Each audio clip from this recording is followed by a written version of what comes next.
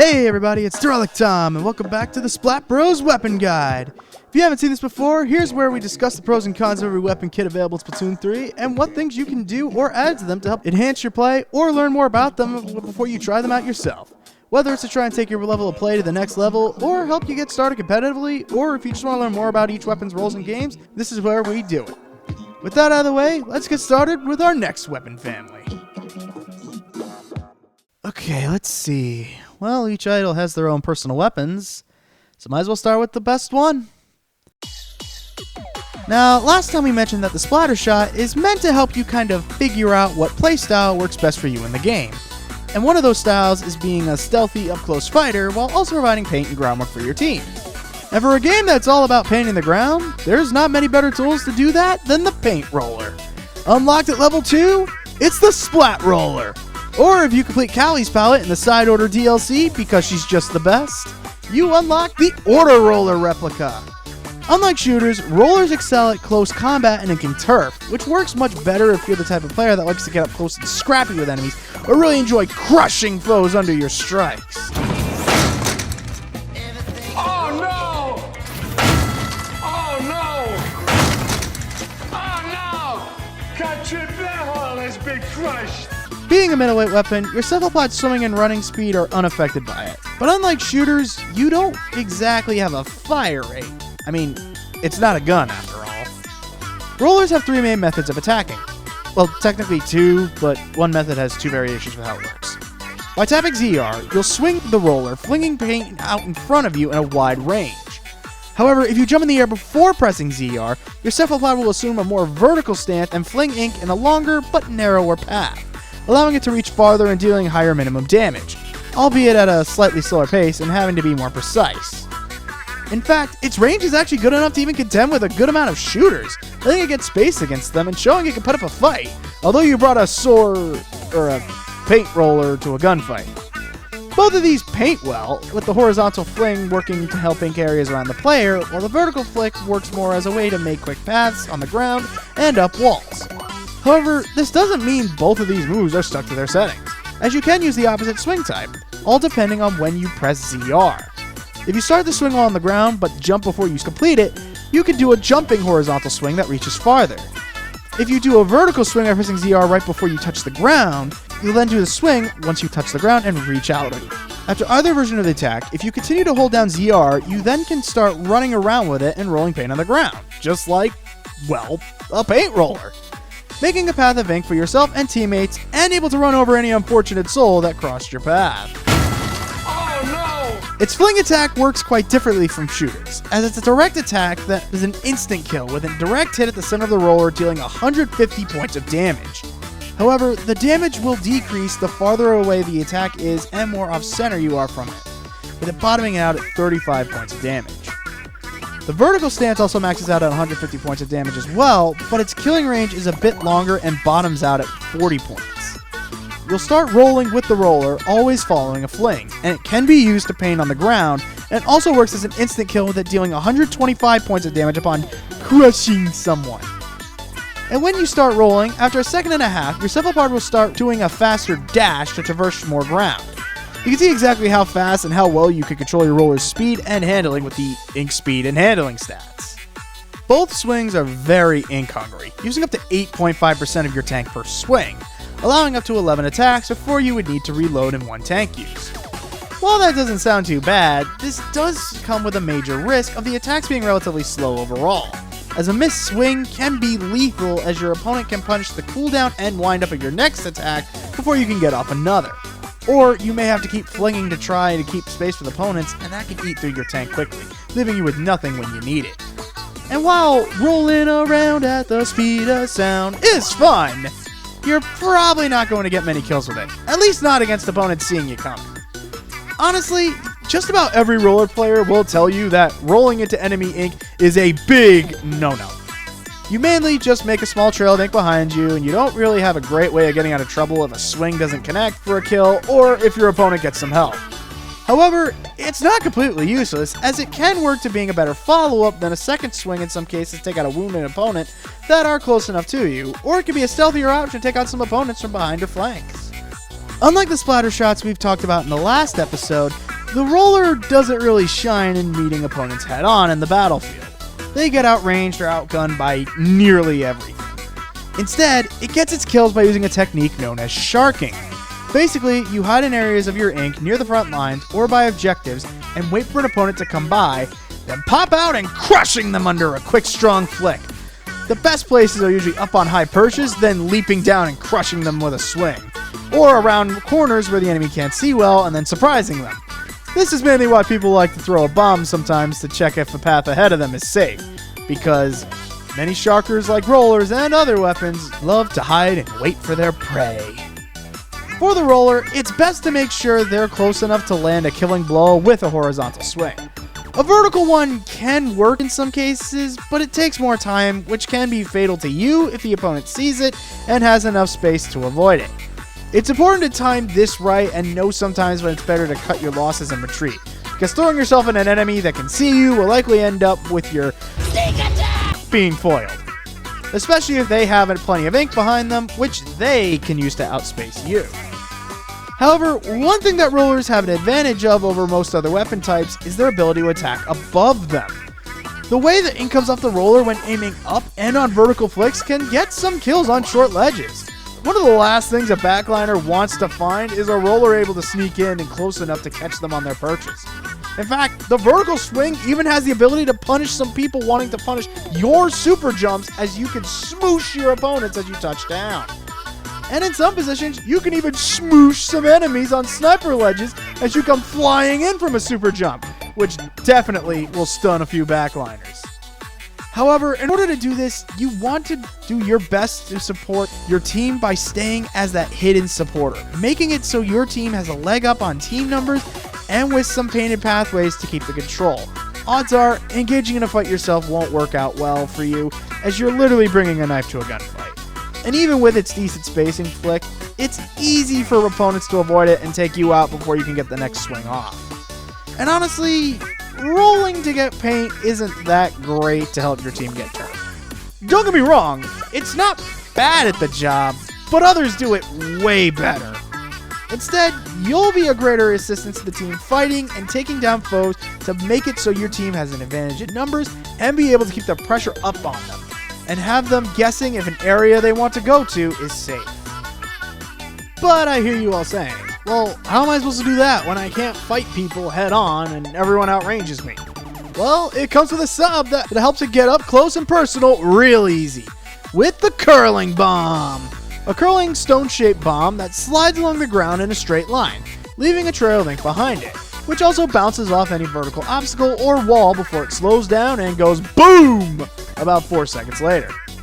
The bomb travels quite far on its own, but you can actually control its distance by holding the R button to cook the bomb for a little while, making it grow larger and make fatter trails of ink on the ground and have a larger explosion radius.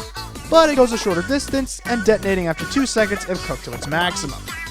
To help you learn exactly how long you have until it detonates, there's a circle of lights on top of the bomb that will count down as it's thrown or as you cook it, so you can learn and practice it to get the timing down to how you want it. It deals 20 points of damage if it runs into an enemy, though I feel like it should deal more than that because ow, and a powerful 180 points of damage on a direct explosion hit, with 30 points of damage off of splash damage. This sub is a bit unique in that it's not really as much of an attack like splat bombs or burst bombs, but they can catch a few people by surprise if thrown at the right time to catch enemies dropping from ledges or pinned in tight situations like with their backs to the wall. But it works much better in other ways too, such as pinning long lines across turf, pressuring opponents with a sliding bomb coming their way, creating pathways for you and teammates, and even cutting off escape routes for enemies trying to escape a firefight. And there are also great tools to be used at the start of ranked fights, where you're all rushing to the center of the map. It can help make fast pathways that can get your team there and set up faster than if not, especially in some modes like Rainmaker and Splat Zones, where you want to be the ones to get there first. And while they don't make giant explosions like suction bombs, the trails of ink that they make when they slide around can add up to some winning points in Turf War. Even after the game yells stop, it'll keep going. So throw them out if you can in the final seconds to try and get yourself a win in a close fight. My personal favorite use of them is that they make fast and quick lines that cut through enemy ink and uninked turf that can get you in for some fast points, like in Rainmaker, or to an important objective like the basket and clam blitz. In fact, that's what makes the Splat Roller overcome a lot of its weaknesses and getting close to winning fights, as this makes a fast path right towards the target, and you can swim right behind it, right up to an unsuspecting target, and crush them under your roller. This works a lot better than just rolling up to an opponent. Since you swim faster than you run, the bomb ripples the ink to hide you swimming behind it and lets you perform a fling right out of swimming rather than you having to restart a fling from a roll. And even cooking it can mess with foes to get the right timings, and in some instances, like on uninkable turf, can trap opponents between it and your roller, making it a dangerous attack in the right area. Or can even be used to catch foes super jumping in or leaping right back from using Inkjet or Zipcaster. However, one thing you have to be careful of is that experienced players know this tactic, and many other weapons with this bomb use tactics like this. So many players will be firing at the bomb's trails to find people sneaking in them to get kills. However, the curling bomb even has a way to get around this, as you can throw out some decoy bombs that draw foes' attention away from you, and then leave them open for you to leap in and crush your foes. However, like your sharking strategy, you have to make them count. As with your swings already being ink hungry, this bomb is too, using up to 65% of your ink tank per use, which cuts your 11 swings you have in the tank down to 6. Thankfully, you can recover ink as you follow after a bomb, but make sure you don't follow it into a pack of enemies that are ready to blast you the minute you pop out. It also doesn't give much help to dealing with backliners like splatlings and chargers, like how splat bombs and suction bombs do. They can't be used to scare off those enemies like the others. It can be thrown up on small ledges by aiming up and throwing it at the peak of the jump, which can discombobulate opponents seeing a curling bomb slide along the ground out of nowhere, but it doesn't really work everywhere, and means you have to get really close to use them, which can be really risky.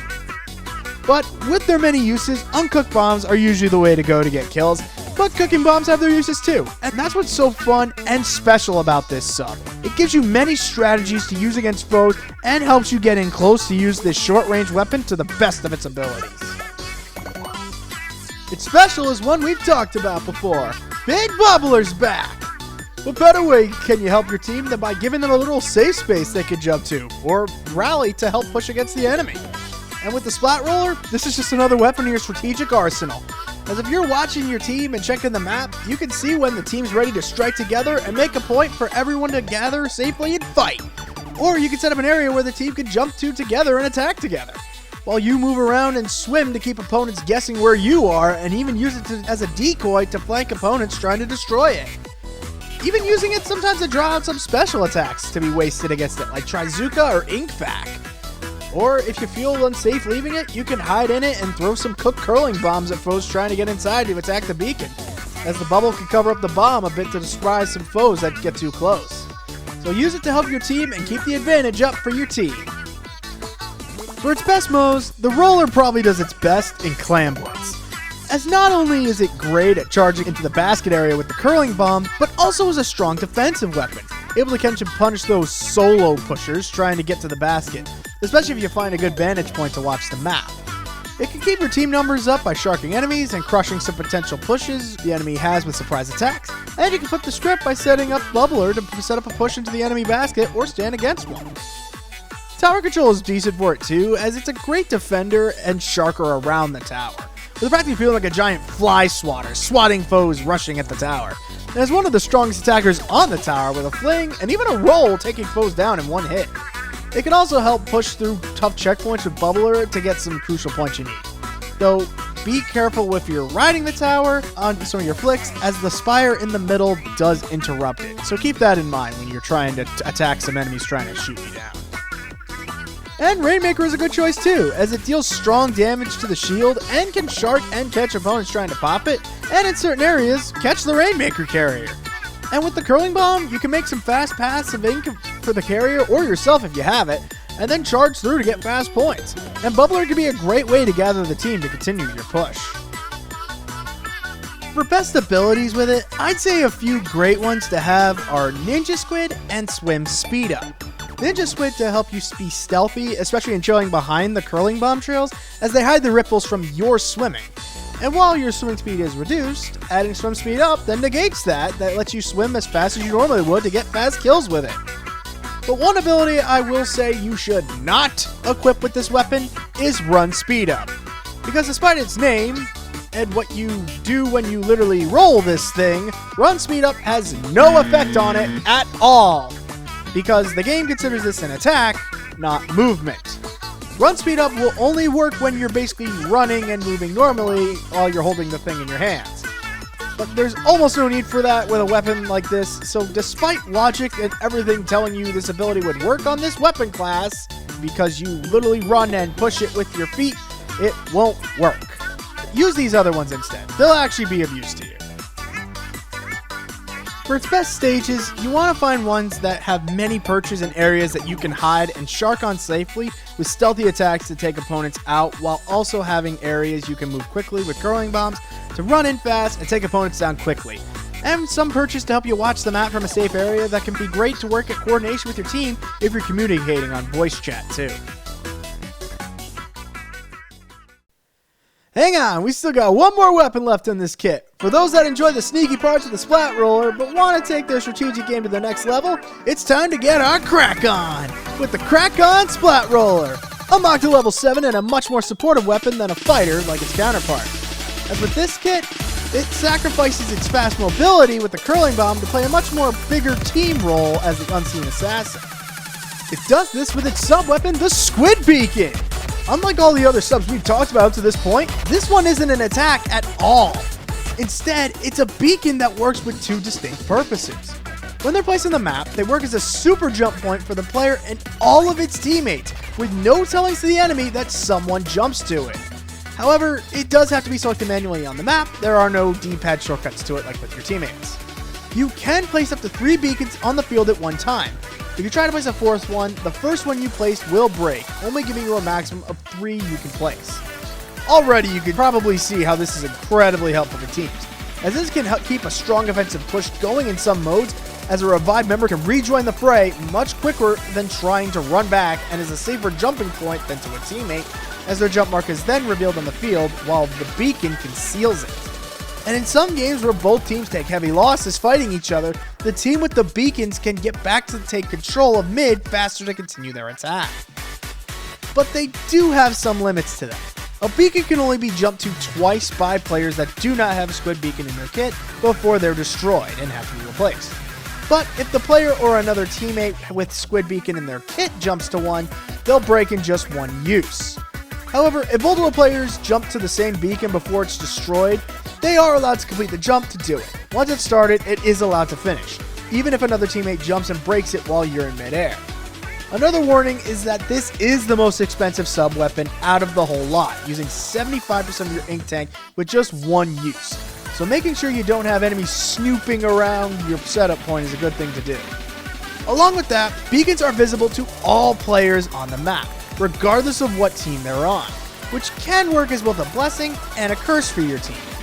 The downside is that once you place it, if an opponent checks the map, they can go over to it and destroy it, which can prove troublesome to your team looking to use them, especially if someone's jumping to one when it's destroyed.